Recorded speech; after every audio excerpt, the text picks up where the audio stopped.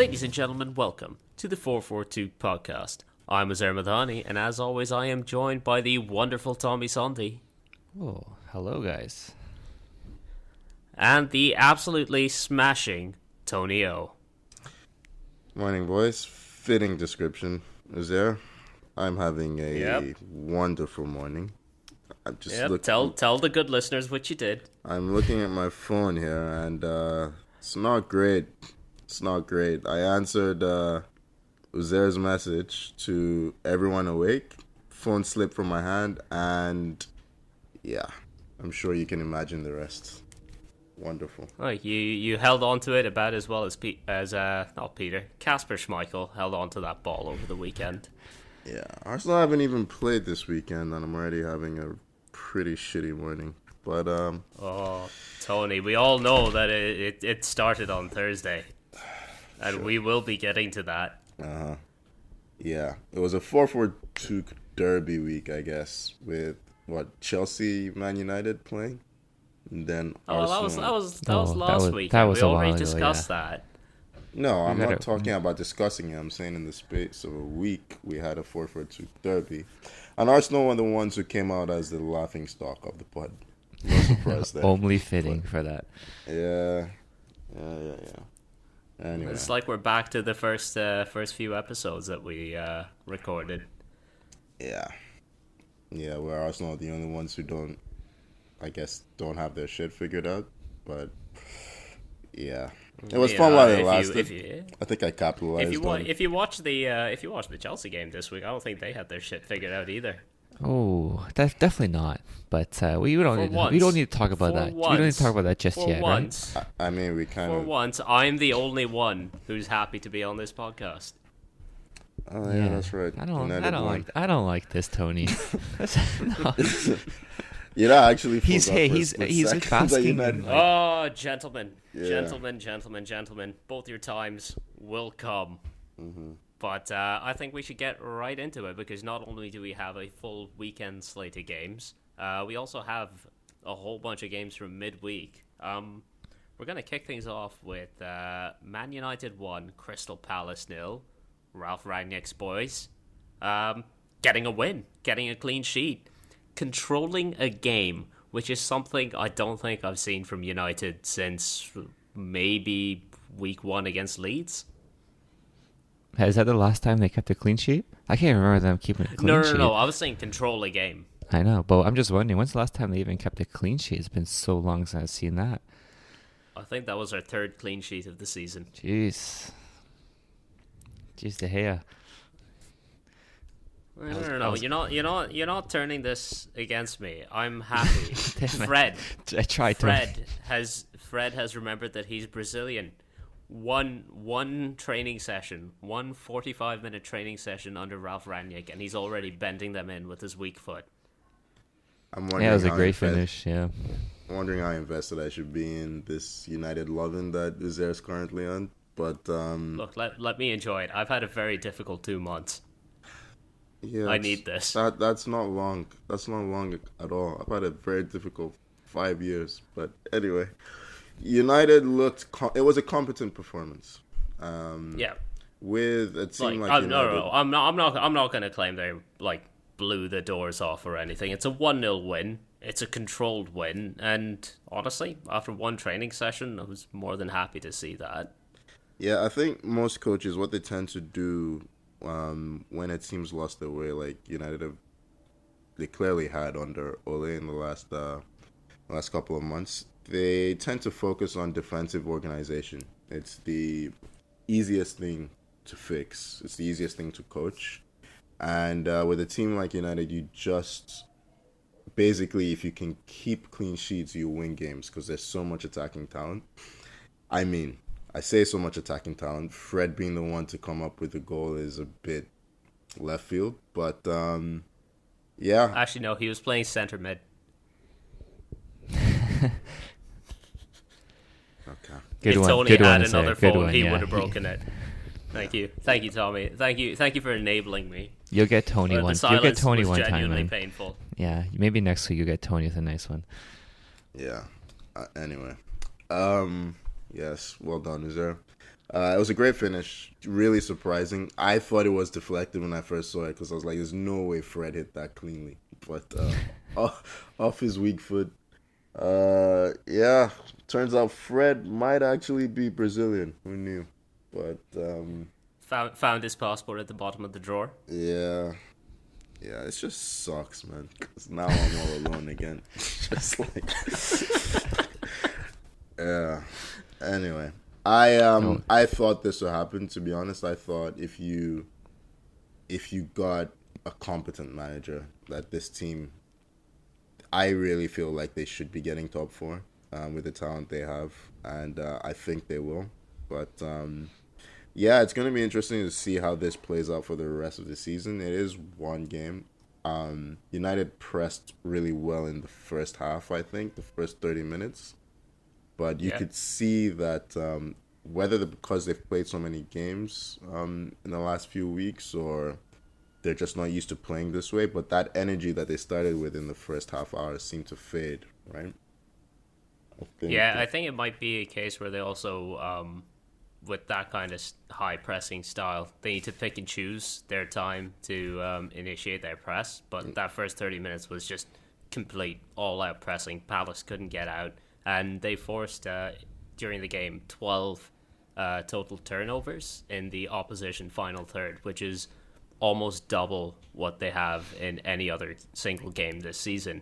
And I think it'll be a thing where they kind of figure out as they go when to press, when not to press. But as an onlooker, it was encouraging to see that bit of Rangnick's plan already start to get implemented. Mm-hmm. And, it was a, like you said, very controlled performance in a complete change from what had happened in the United-Arsenal game on Thursday, which was the equivalent of two drunk men brawling outside a bar. Yeah, I mean, the way the game started was just perfect, to be honest, because it just sums up what United have been like in the past few weeks, and the game itself summed up what Arsenal have been in the past few years. I mean, I don't know what De Gea is doing for that first goal. I think it's disgraceful, honestly. I think it's ridiculous. Fred steps on his toes and he's lying down like he's been shot. In fairness, I will give him that Fred did get a hefty chunk of his ankle, but also now that United went on to win the game, I can laugh about this. If United had lost the game on this goal, I would have been raging at De Gea. I mean, because he's just stayed down he shouldn't have. He straight up shouldn't have. Who here has That's had fucking hilarious, though. Who here has had their foot stepped on playing football? I mean... Oh, Tony, you know they never catch me. There's no way anyone reacts like that. Like, you're a goalkeeper. You've turned around, so you can't even see the ref. You can't see the play. It's just, Wait, Tony, you say no one is going to react like that? See, that's where I think that in the Prem, he didn't know it was Fred. I'm just assuming he's thinking it's the opposition. Someone's raked him in the back. You can see from the replays he doesn't know. Yeah, he doesn't know, yeah. Why would he? That's his first mistake. You should always expect Fred to go for your ankles, regardless of team. I'm just saying, Tony. I'm just saying what. I think every keeper is going to go down, but I think they're probably going to. Not in a dangerous situation like that. But I think they're gonna get up after and realize, okay, there's no call and I gotta still do my job. You think a central defender goes down in the box like that when the play hasn't stopped? They're like I've seen it. Tony, you see that? Tony, you see that all the time, Tony. You see it all the time. Not for that. I'm sorry. Oh, they 100% do. When you don't know who stepped on your toes. Like, it's a different thing if you see it coming. Like, we never see this goal conceded. You guys are acting like this is normal. Goalkeepers get hit, stepped on, pinched, pulled, like, all the time. Honestly, I don't think everyone's focusing on Fred. They're like, oh, Fred's done this, Fred's at it again. I'm looking at De Gea and thinking that's ridiculous behavior. It really is. There's no accountability. Like, there's not been enough accountability in like this Man United team for a while. It's disgraceful behavior from De Gea, like one of the most experienced players, and it's like everyone's sending me messages that Fred's done it again. Fred's done it again. I see the replay. I'm like, didn't even stamp on him, just a little touch. But anyway, I don't know. Like I'm a bit surprised by the. Maybe De Gea is just likable, but I just think have you seen his beard? It's lovely. Yeah, it's an insight into how instantly more likable. He looks a little bit like a llama, and who doesn't love a llama? No United player went after him for that nonsense. Like, yeah, because they would have done the same.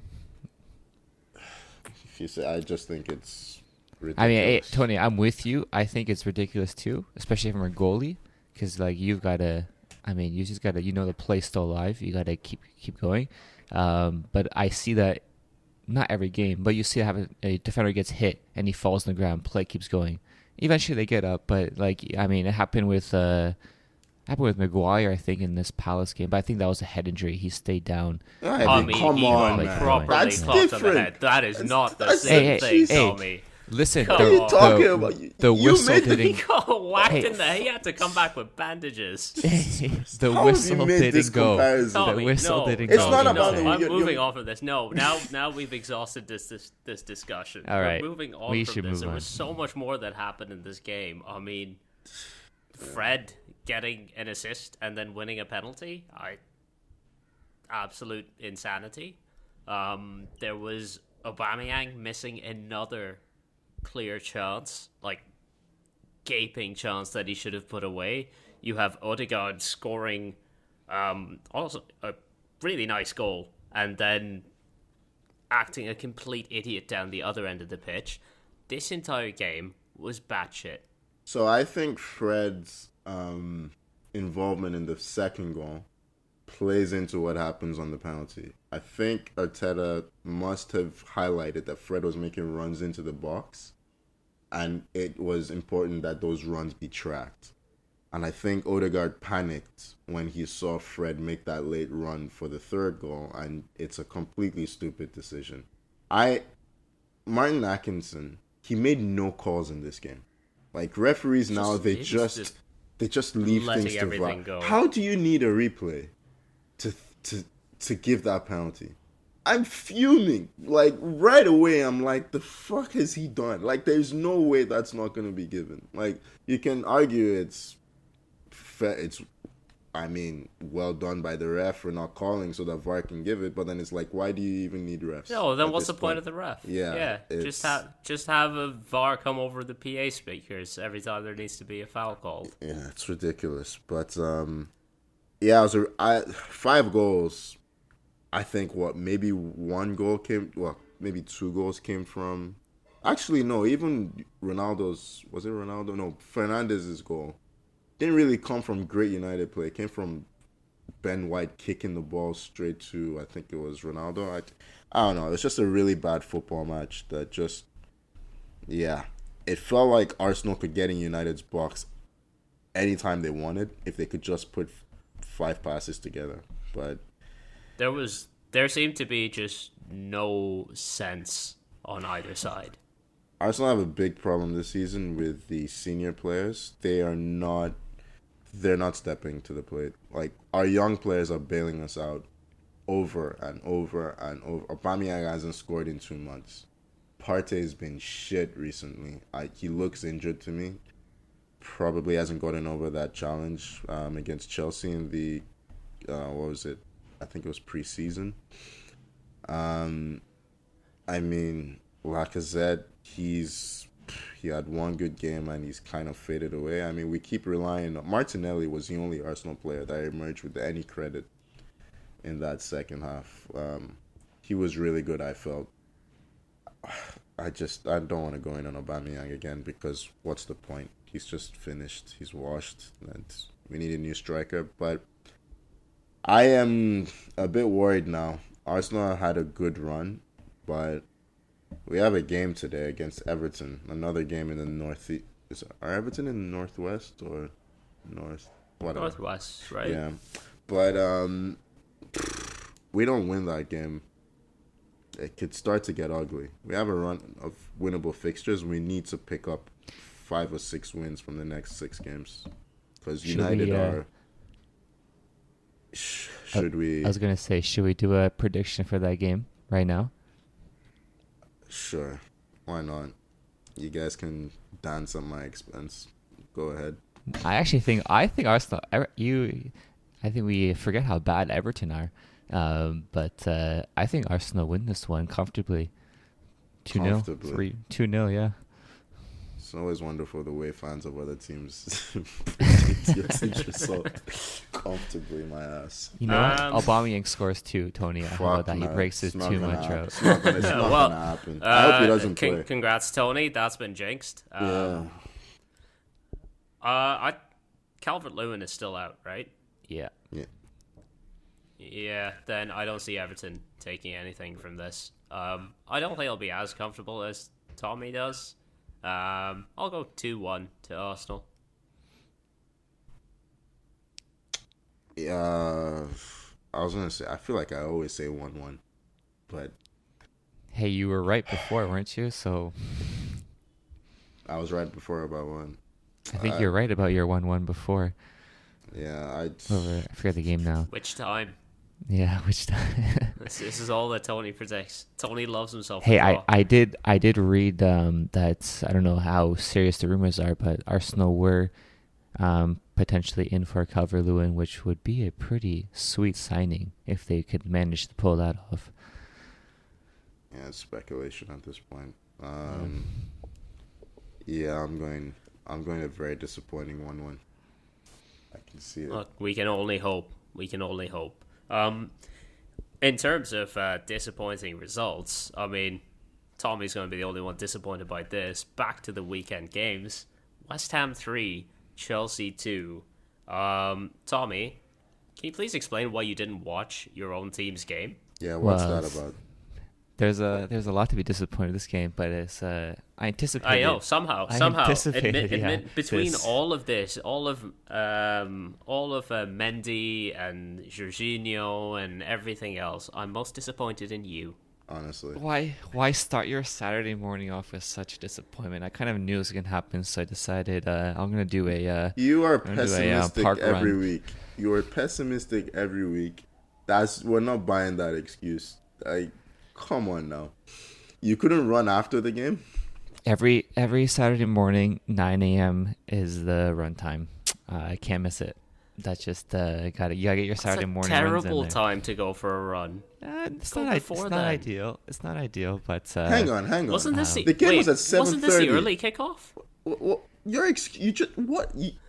are you talking about? Dear me, Tommy. Dear me. Please continue, Tommy. It takes a while to get there. It takes a while to get. Yeah. It takes 90 minutes to get there. Yeah, something like that. Yeah. You were so full of shit. You watched this game. You watched this game when you're trying to make it look like you did. Did I have my? He was just trying to get an excuse to ignore our messages. Did I have my phone on mute by accident? Or wait, I think I broke it and I may have broken my phone Saturday morning. We are witnessing a mental breakdown, please. It's all a blur. It's all a blur at this point. It's just Edouard Mendy with the ball at his feet all over again. Yeah, he just doesn't know which way to turn, Tommy. Actually, it was more like Masuaku. I didn't know if it was a shot or a cross. I didn't know what I was doing. No. Masuaku had a positive outcome in this game. Absolutely going back to the game, I Tommy. guess. No, I'm not ready to go back to the game. You're not ready to go back to this game yet? Refer to your notes, Tommy. What other excuse do you have written down there? Let me open up the notebook then and put down what I have. For Chelsea and open up the notebook and put down what you have. You should have it down so you can read it out. Ladies and gentlemen, this is the high level of preparation we bring to these podcasts every week. Tommy's gonna write down his point right now so they can. So that when you ask for the picture, is there something? Okay, Tommy. But give us your thoughts. What I was gonna say is, I don't think Chelsea played that bad. We didn't get. I think obviously they were didn't get dog the shit result. Second half.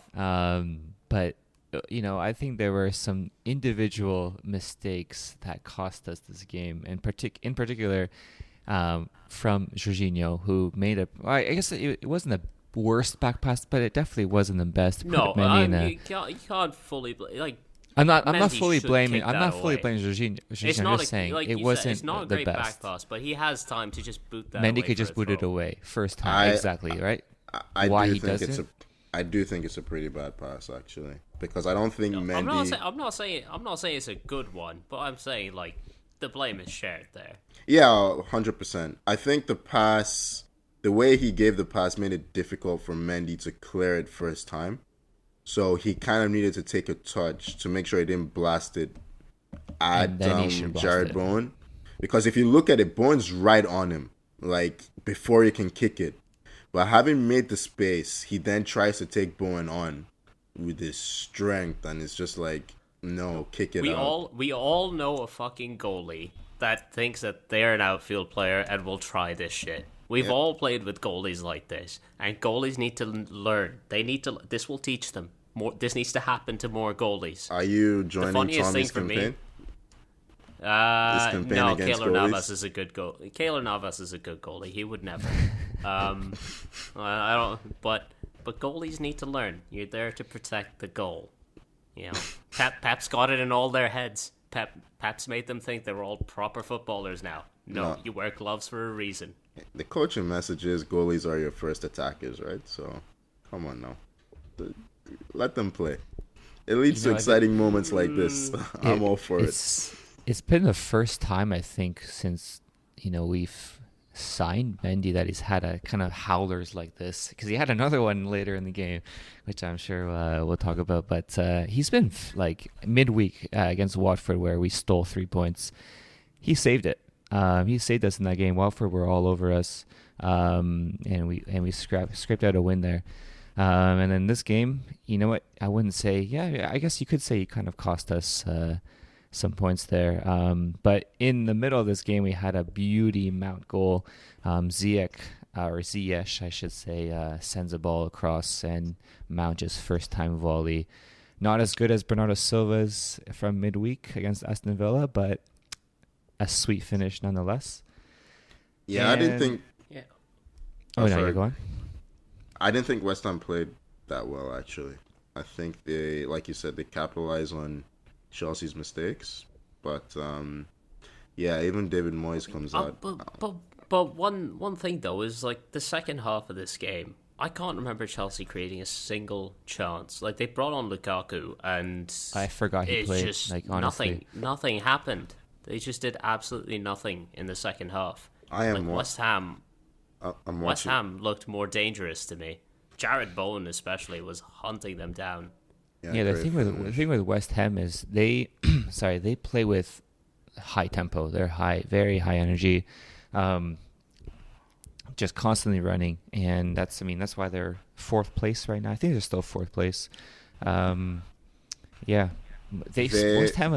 West Ham have beat us. They've beat beat Liverpool, right? Liverpool. Yeah, same scoreline. But they're struggling against teams. They knocked both United and City out of the Carabao. Yeah, they're struggling against teams they should be beating. Funny enough, they're doing better in the bigger games because they had a bit of a sticky run of late. They drew with Brighton and then they lost to West Ham. So, to Wolves. How'd they lose to themselves? Yeah, they lost to Wolves. You two wrapped up in the whole Arsenal beating Arsenal thing. Yeah, pretty much. By the way, Mendy should save that third goal, right? The Masuaku cross. 100%. Yes, he's fully overcommitted to a cross that got mishit.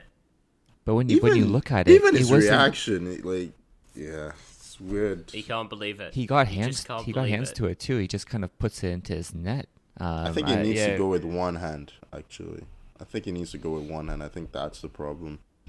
Because you get more reach if you go with one hand there, but he's clearly panicking in that moment. But Trajectory, probably thinking about being the first attacker. Yeah, he's probably thinking of starting a counterattack, catching it. Yeah. I wonder when. Just one last point. we did mention kind of faintly about Lukaku, but he's back from injury. He's had a couple 45 minutes, and he's had zero impact. Yeah, I'm a bit worried about Lukaku. So what you're saying is bin him off in the summer? Yeah, well, I'm not saying that. I'm just saying I don't know if he's just not fit yet. Yeah, why wait till summer? Bin him off in January. But I'm a little bit worried because he's honestly just not part of the play at all. And we need him because we're gonna need some goals. But I think he was better against United. I did feel last week that he had more of an impact when he came on in the second half. But Lukaku, historically, he doesn't get injured a lot. When he does, it takes him a while to get going again. So I don't know if Chelsea can afford to wait for him to get to that point. But yeah, you do need him to start having more of an impact because Chelsea they had a healthy lead at one point and they've dropped to third, right? Yeah, injuries are starting to pile up too for us. So, yeah, and it's a busy season, so we need them. Yeah. We moving on to City. Watford next. Yeah, City 3-1 Watford in a game that I think I've seen 10 times already this season. They just strangled the life out of this game, City. They're just good. They're very good at football, aren't they? I do enjoy City playing. The joy in City is in the players, right? It is in most teams, but I'm really enjoying watching Bernardo Silva at the moment. He's really good. The first goal that he scores, the way that he squeezes that in at a tight angle, it's a brilliant finish. But even his second goal was a beaut. It's the kind of goal you'd expect from Mo Salah. Cuts inside, bends it into the far corner. Yeah, I mean, he might be one of the most on-form players in the league right now, just across this whole season. Him and Salah. It's him and maybe Salah. Yep. Yeah, I mean, it's funny because even when City were third, we just kept saying they looked the strongest team. And it's the consistency in their performances, really. I mean, I think have they lost one game this season to Crystal Palace? Am I right in saying? Or no, they lost twice. Yeah, I can't remember who else they lost to, but you just watch them every week. They're consistent. The Palace game, I remember they were the ones that shot themselves in the foot, but they still dominated that game, right? They dominate games. It's they have a formula. They just apply it every time, and more often than not, they're gonna win football matches. You know, they lost to Spurs, remember? Oh, right, yeah. Okay, you can write that off. Back when Nuno was manager of the month. That was a different season. Yeah, nonsense. Yeah, nonsense, I mean, Jack Grealish was back for this game, and I think he had 4 shots on target. He looked so rusty out there, but they just created so many chances in the first 20 minutes of this game that it could have been 5-6-0.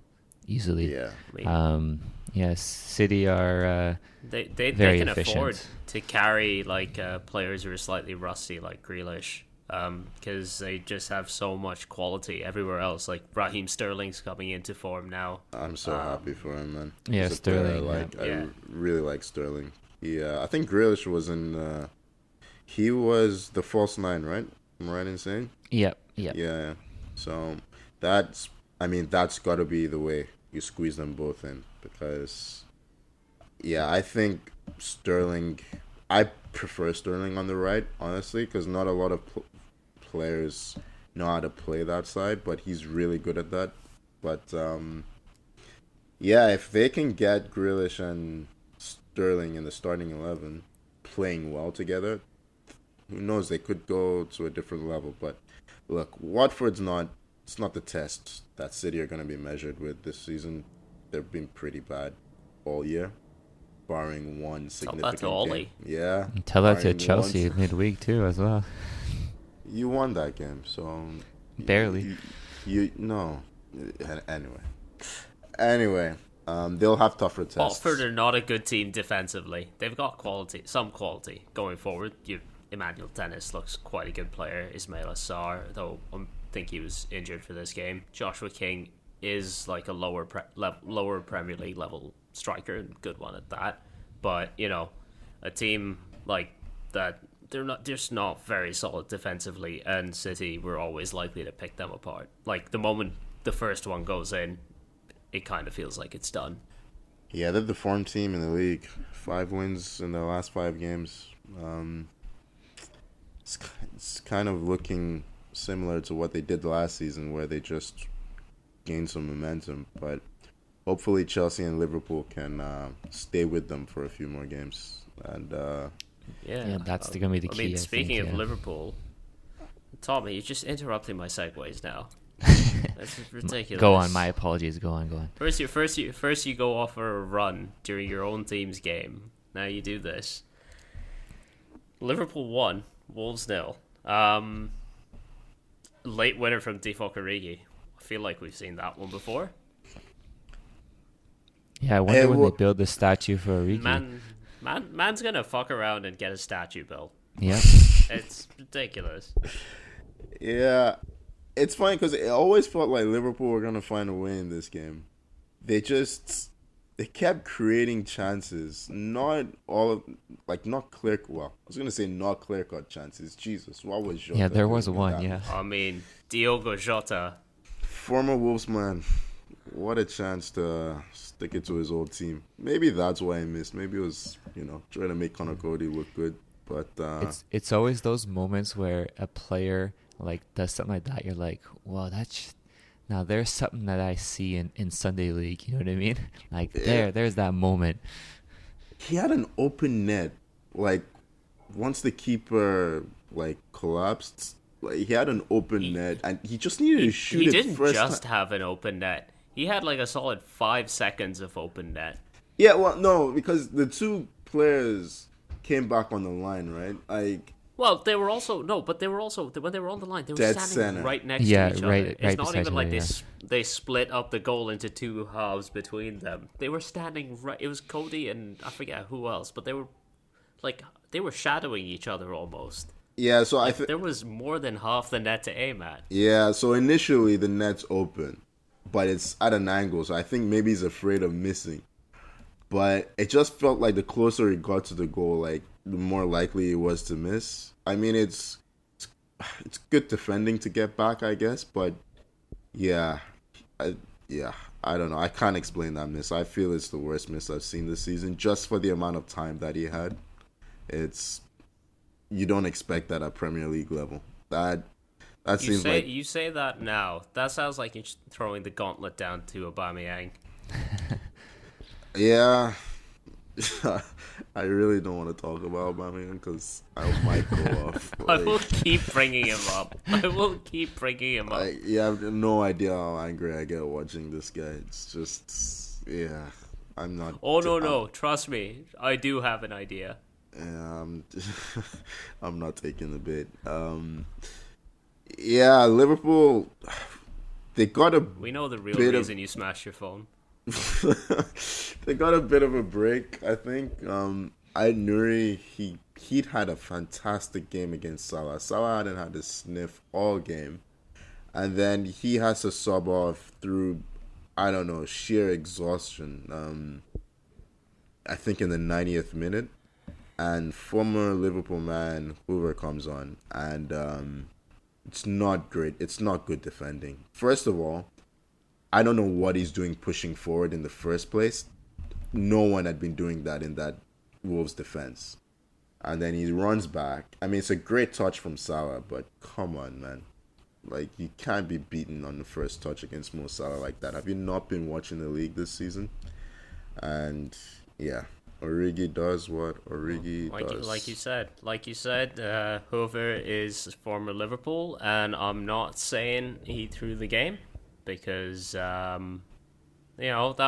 wouldn't be right of me to say that. I will, however, heavily imply that he did, because I'm bitter that Liverpool managed to get all 3 points from this. Maybe he had Salah as captain on his fantasy team. Must have. Must have. I feel like players shouldn't be allowed to play fantasy.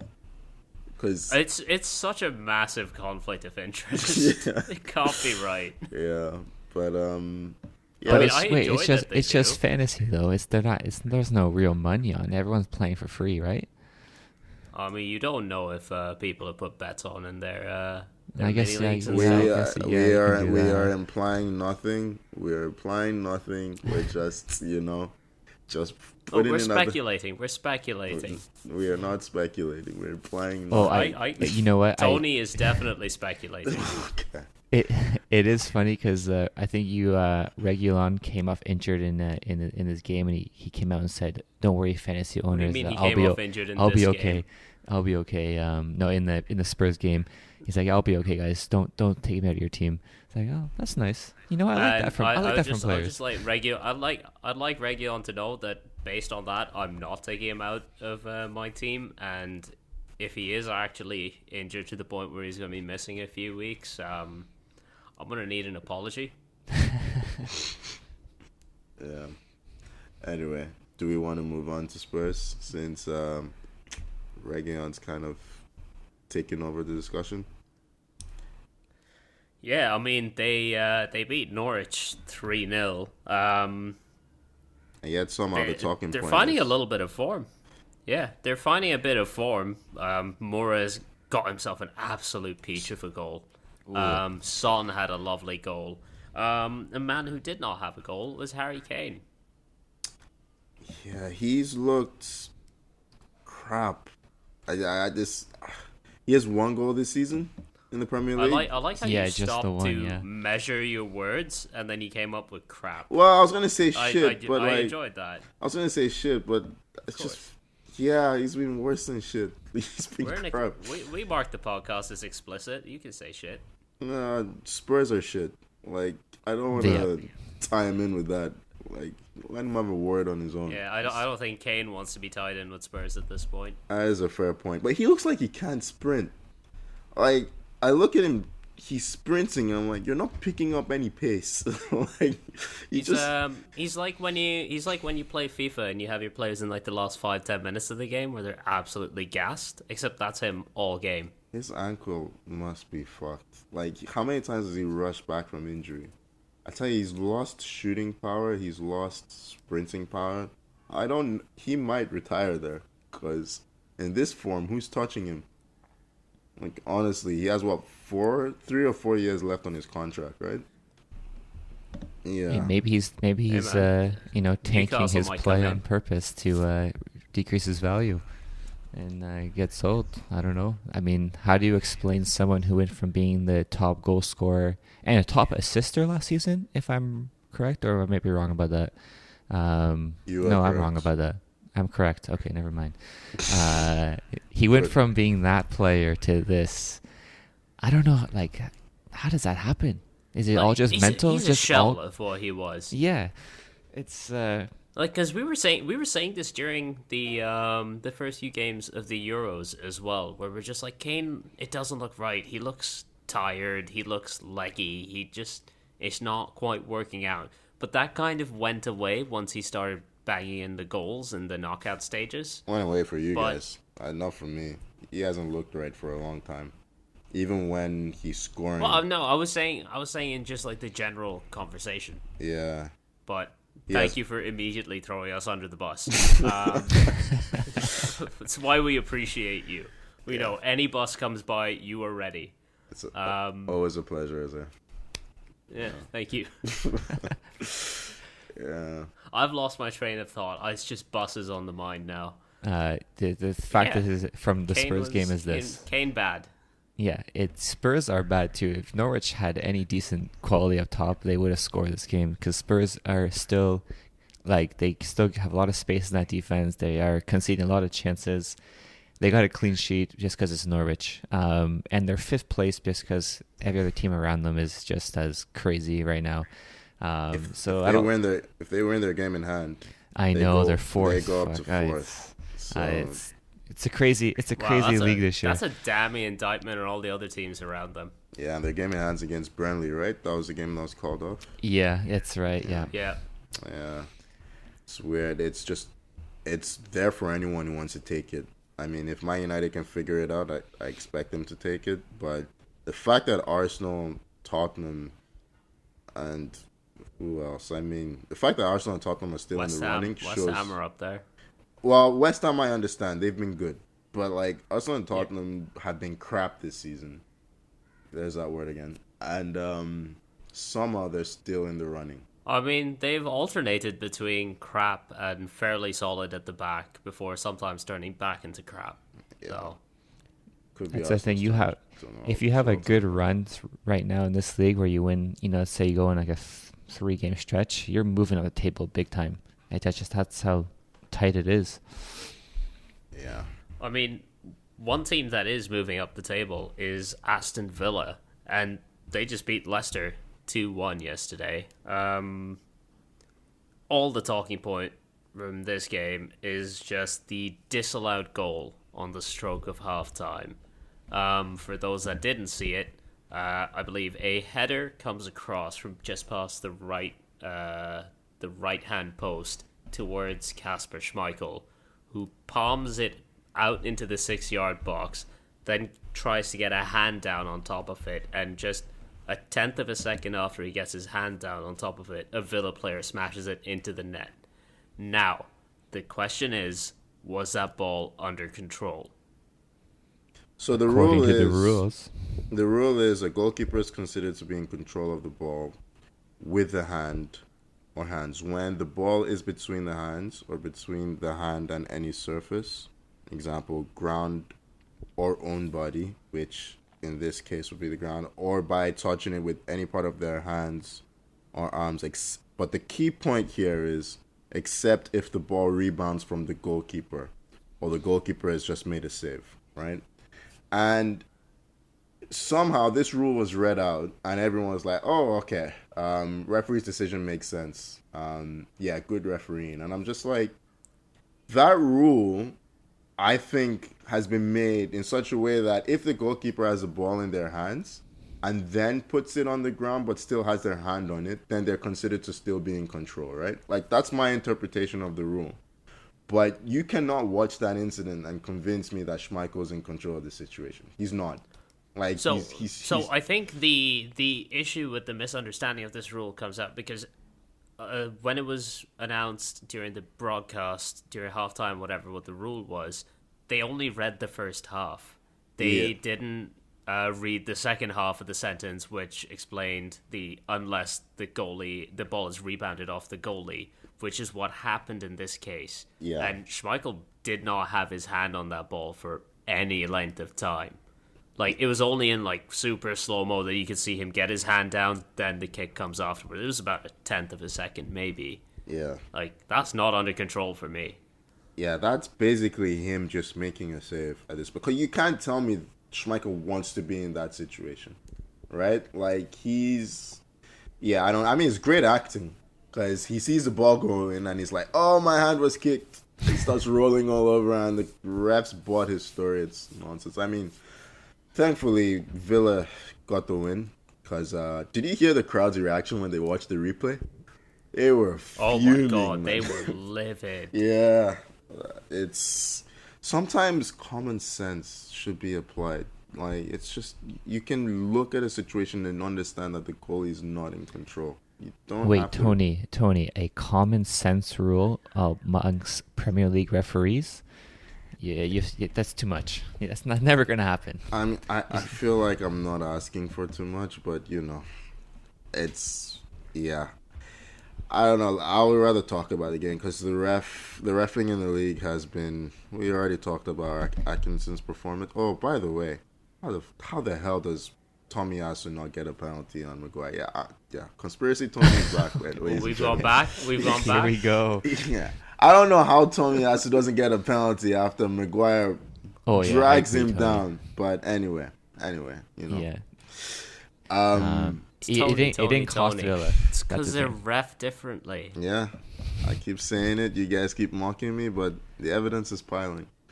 But I felt Leicester. Tony's got everything on his little cork board. He's got his threads. I have my own what is it? My own list, or what is it, Tommy? My own notes, basically. Yeah. Hey, is there you know what I'm thinking? I think Tony had an Aubameyang background on his phone, and might be the reason why it was dropped. 100%. Yeah, 100%. I did not have an Aubameyang background on my phone. I wouldn't do that to myself. Well, listen to this man's voice. He's 100% got it. Yeah, we got it. But hey, you know. The listen goal, to how defeated he sounds.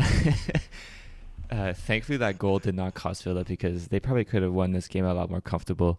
In the end, they had a lot of chances. Watkins cannot finish, man. No, he had so many chances. I mean, he wasn't alone in missing all these chances, but Jesus, it's like. Luckily for Watkins, Leicester are genuinely atrocious at defending set pieces. That's what. 10 goals, I think you said, from set pieces this season. Yep. 10 non-penalty set piece goals conceded. Set pieces. Yeah, that's. And they had 14 in all of last season. It's. Why do we think that is? Are they just a small team? Because they're not particularly.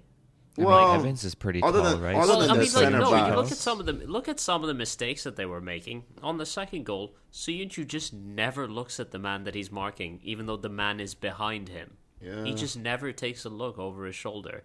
And as someone who is an advocate for short defenders, being one myself, that's not a height issue. Soyuncu's a massive guy. Yeah, he had a terrible game, Soyuncu. Like, he had just given the ball away about 3 times in the space of 5 minutes before that goal. But it's funny because I felt Leicester were playing really well at the start of the game. They scored first, right? They did. Yeah, Madison scored. Really good work. Barnes. Harvey Barnes. Oh, some nice finish. Really good work from Patson Daka. Yeah, who finally got a start in this game. But, they just lost their way after they conceded. Kind of fell into a bit of nothingness. But Gerrard's, I watched an interview he did with Jamie Carragher, and he has pointed out that what he's trying to focus on right now is defensive solidity because he feels they have the attacking talent to win games. And so far, so good. Villa have been climbing up the table at quite a pace. And who knows? Yeah, I think it's 3 wins from the first 4, with the only loss coming in midweek against City, which is, anything from that game is a bonus for Villa. Yeah. We'll see how it plays out for the rest of the season. But as far as starts go, this has been a pretty impressive one. And Villa might be able to push for they should be able to push for those European spots, I think. They have a lot of talent on that team. But, Gerrard, a very good up-and-coming young manager, I'd say. Yeah.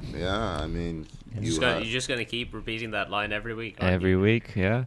Yeah, I want to hear the same energy for when he eventually. Hey, did you save that Emilio had on Barnes' header? I think late in that game, Barnes had a flick-on header that was destined for the top right corner. Emilio, just unreal. Spider-Man. Martinez? Is that what you thought? Yeah, Martinez. Yeah. I've never heard him refer to. I didn't realize you were on a first name basis with him. Yeah. Me and goalies.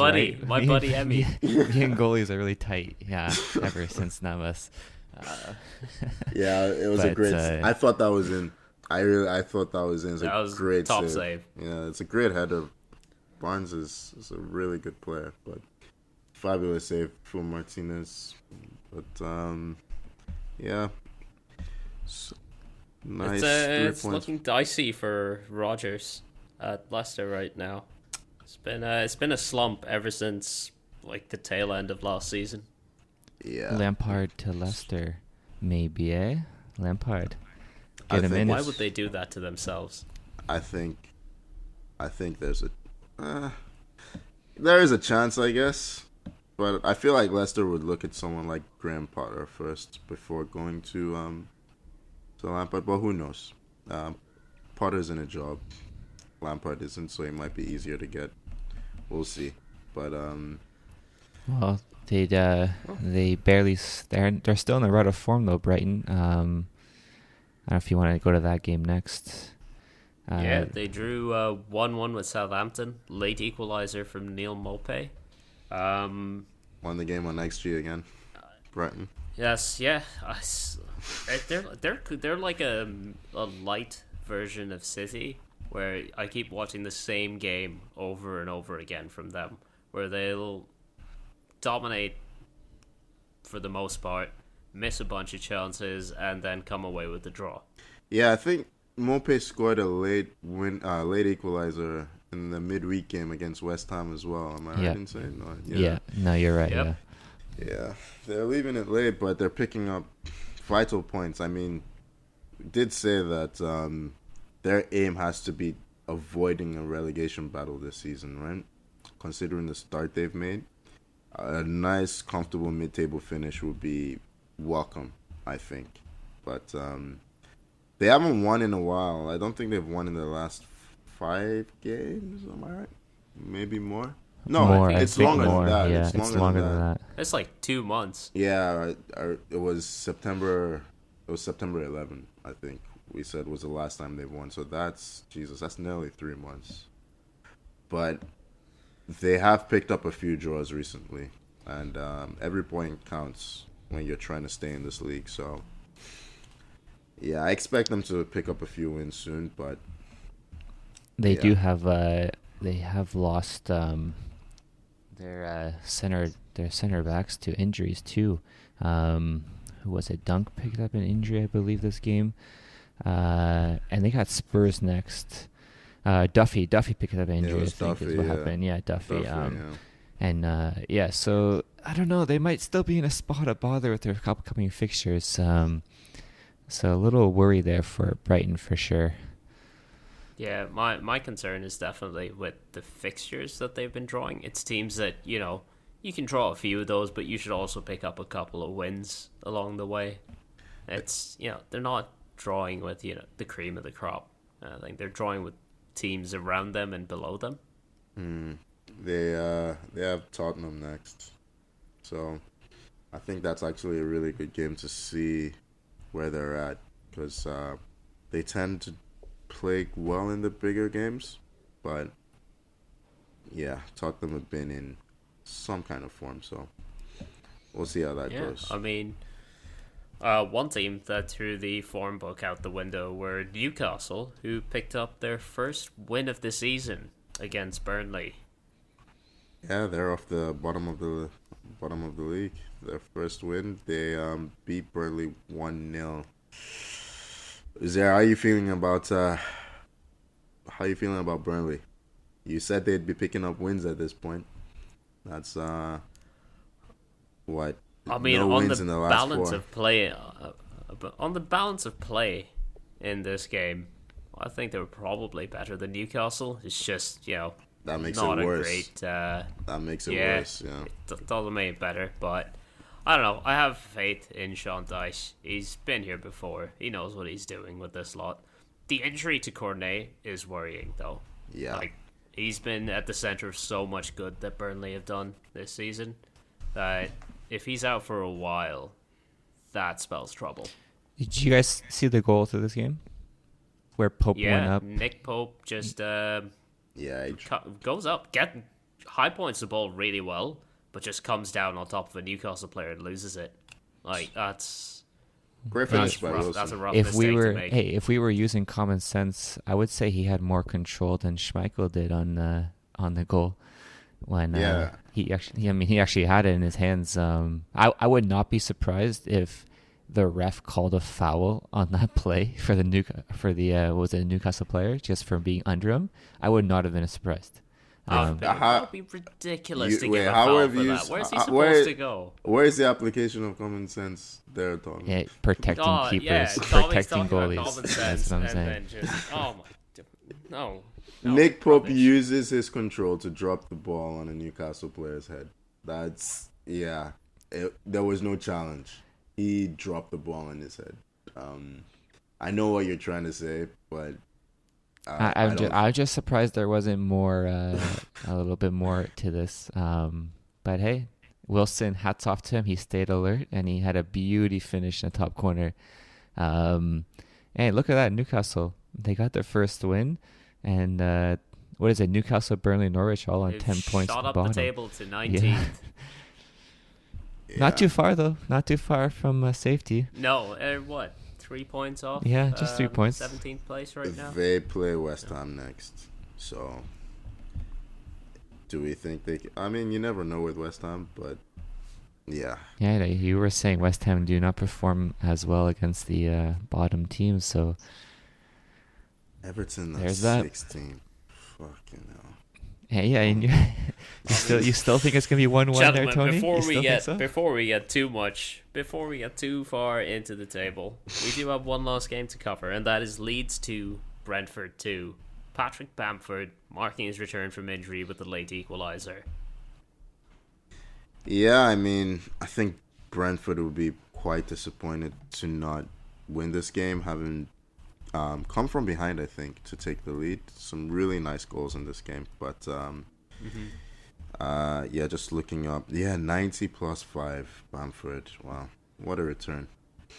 What a return! So we mentioned about how David Raya's injury might haunt this team, and the backup goalkeeper, whose name is completely escaping me right now, for this last corner that led to the equaliser. Yeah. Just completely bobbled the ball out Fernandes for a corner. It was a completely... Yeah, Fernandes. Thank you, Tommy. It was a completely needless corner to concede, and he is going to be absolutely kicking himself. Yeah, I mean, I'm just checking to see Brentford. I mean, they are not that far away from Watford in 17th, but... what I was gonna say, watching this game, Rafinha is going to a big club in the summer. I agree. This guy is super just, player. He's just that, like, his crossing is reminds the me of- first goal. Oh yeah, go on. I was gonna say, I was just reminds gonna me say of Ziyech, in a way. Yeah, that's a good comparison. Yeah, both with the left. I think they're both left footers, right? Yeah. Yeah. Yeah. They are. Okay. But no, he had a great ball for the first goal for Leeds. Just put it on in a beautiful space, and he was doing that continuously. And I think with Bamford back now, getting on the end of those, I think Leeds might be on a good sort of upturn, hopefully for them.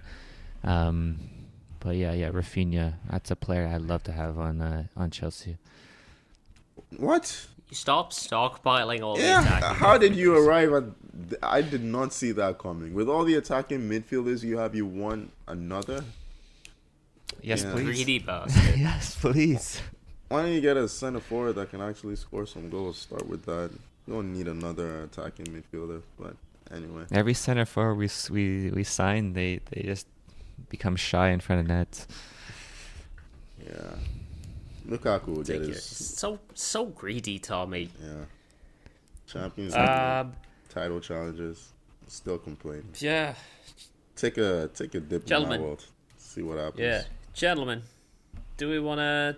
Yeah, actually, you know what? Tommy would benefit from a dip in the Europa Conference League. We get Chelsea down to 7th. Wait, somehow. that's the thing that Spurs are playing in, that made up tournament. That is the thing Or- that Spurs Jesus. are playing in. Nothing.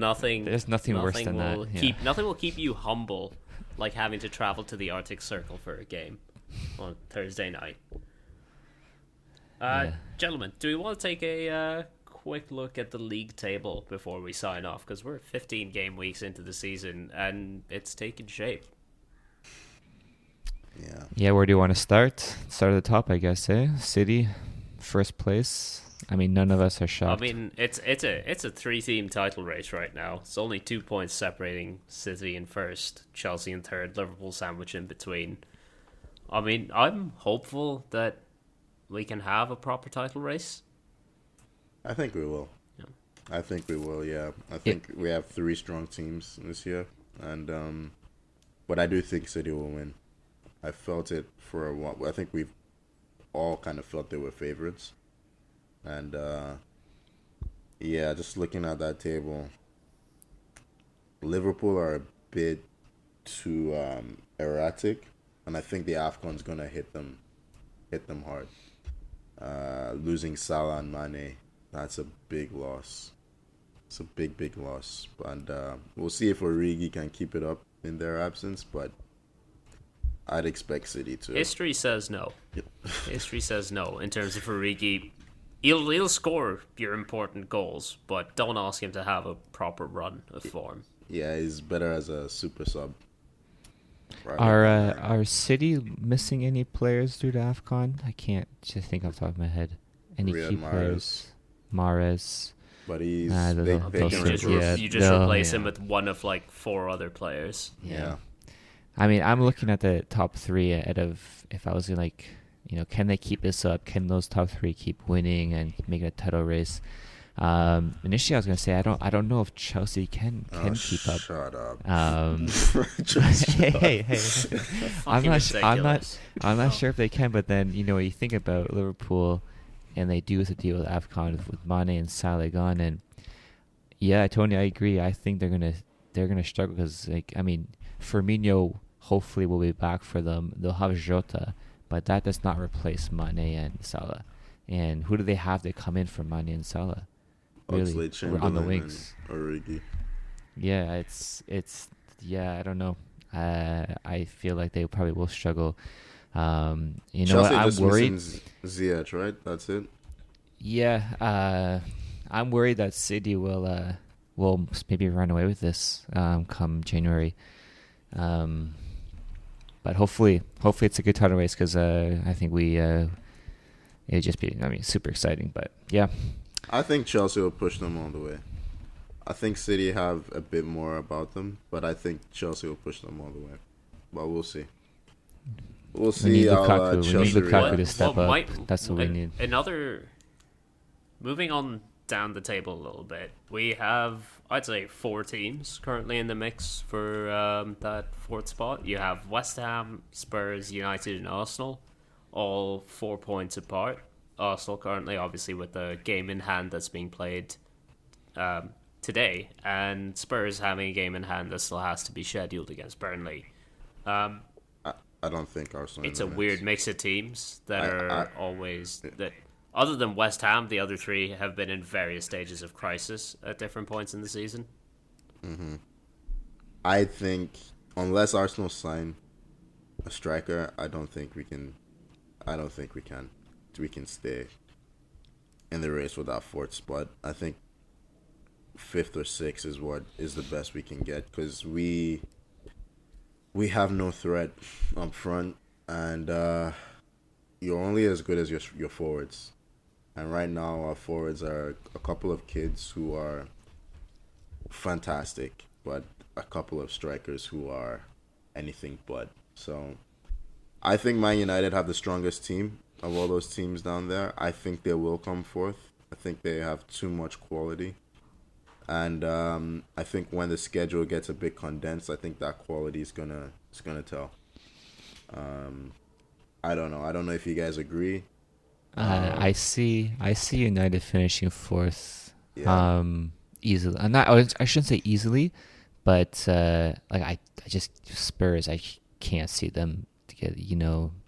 They're only there because everyone else has been mediocre. But I think as the season goes, that United team, especially with Ralf in charge now, and he seems to be showing good signs, I think United will grab 4th, even over West Ham. It was a big week for United. They had a tough week, and they handled it pretty well. A point against Chelsea at Stamford Bridge. I think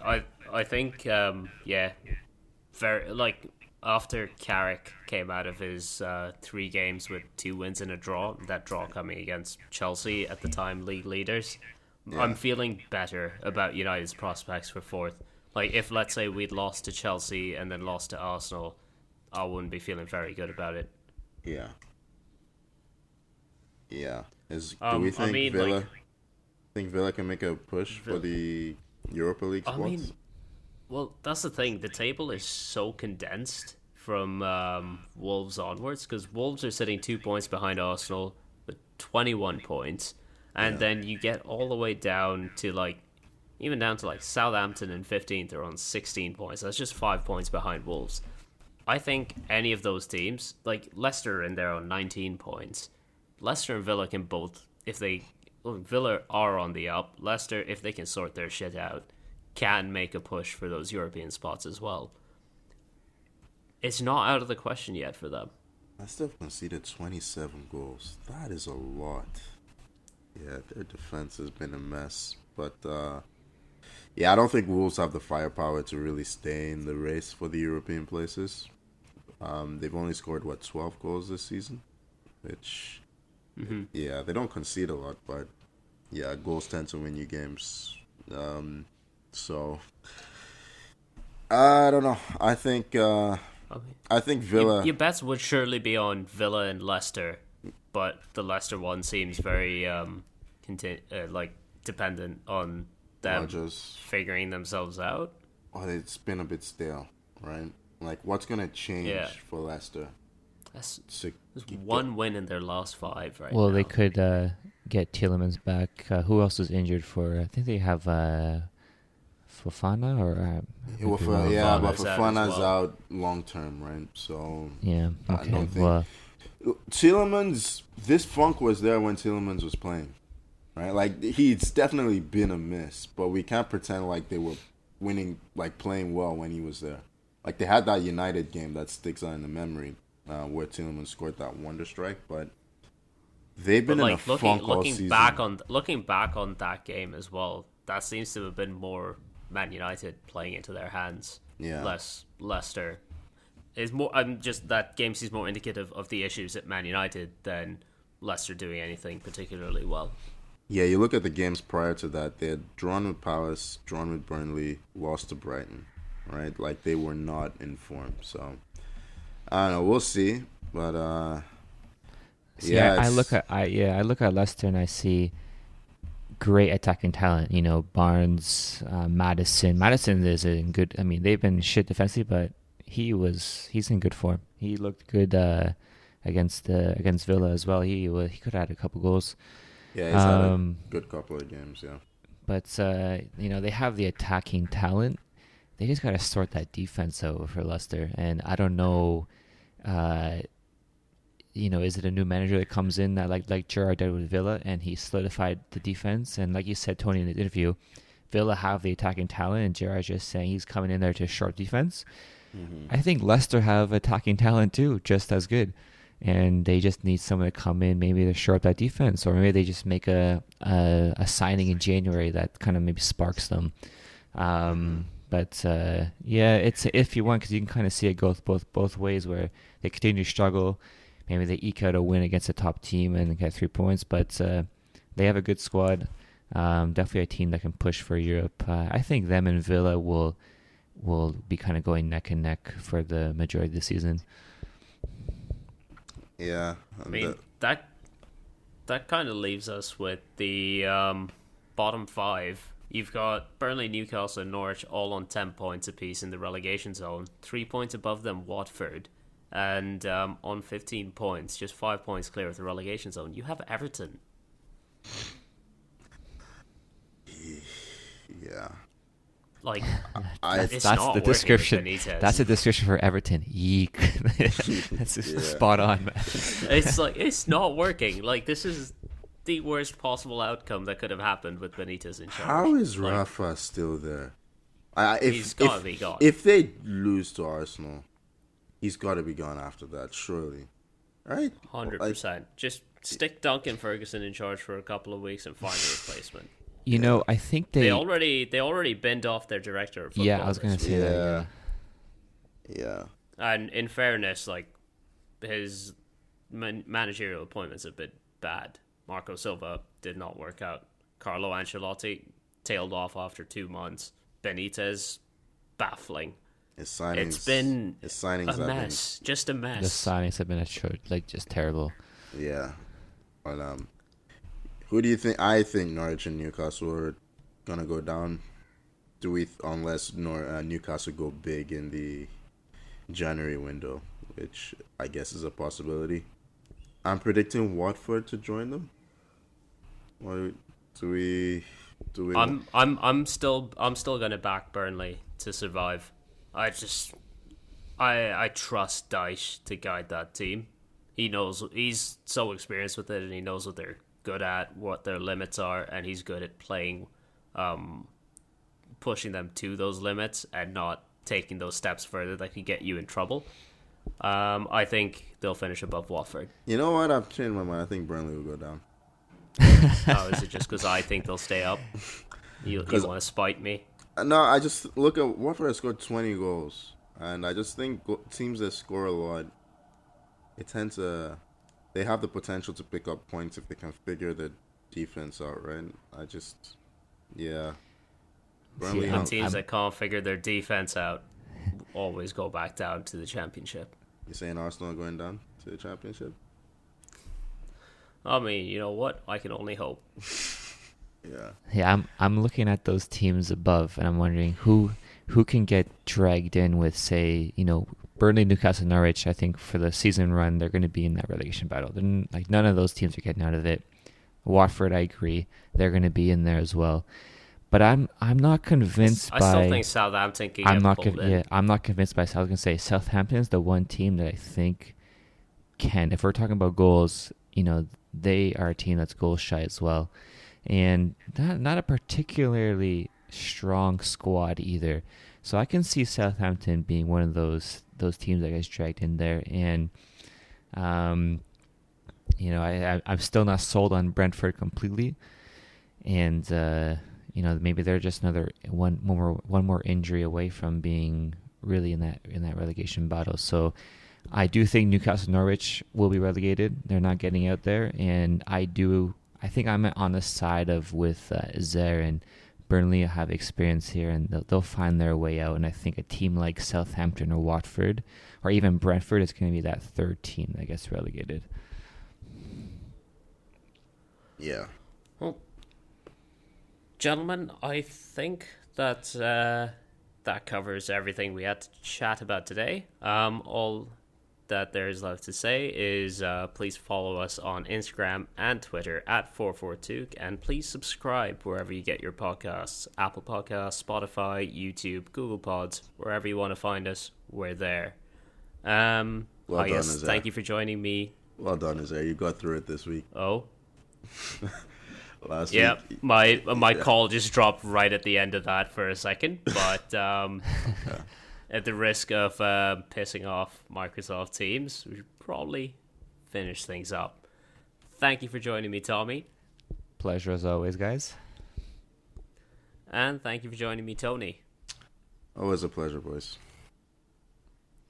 As always, thank you so much for listening, and we'll see you next week. Bye-bye.